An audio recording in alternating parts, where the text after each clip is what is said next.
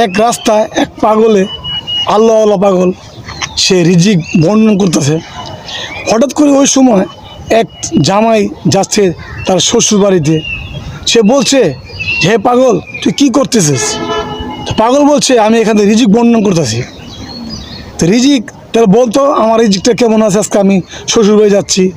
তো সব পাগল রিজিক বর্ণন করে বলতেছে, আজকে তোর শ্বশুর বাড়িতে রিজিক নাই, তুই খাইতে পারবি না।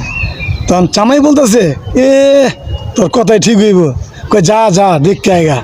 তো গেছে, শ্বশুরবাড়ি যাওয়ার পরে ঠিক আগের মতোই আপ্যায়নের যা যা প্রয়োজনীয় সব কিছু অ্যারেঞ্জ করে সামনে খাবার দিছে। ঠিক ওই মুহূর্তেই মনে হলো পাগলের কথা। পাগলের কথা মনে হওয়ার পরেই জামাই দিল হেসে। শাশুড়ি ভাবছে আমার না জানি কি দেখছে, দেখে জামাই হাসতেছে। ঠিক এই কথাটা শ্বশুরকে বলে, ওগো তোমার জামাই আজকে আমাকে দেখে হাসতেছে।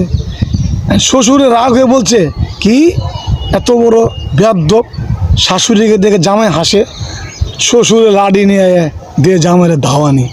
জামাই খানা খাওয়া করতে বেড়া ভাঙ্গেই দৌড়, এক দৌড়ে সে পাগলের কাছে। পাগল বলছে, কে জামাই খানা খাইছস? কয় না, আচ্ছা খানা খাইতে পারিনি। কে? দৌড়ে আয় বললাম। আমি তোরা বলছিলাম না যে খানা আজকে তো রিজিক নেই। গে হরে এডি রিজিক কার কখন কোথায় আছে কেউ জানে না। রিজিকের পেরেশানি নিয়ে কেউ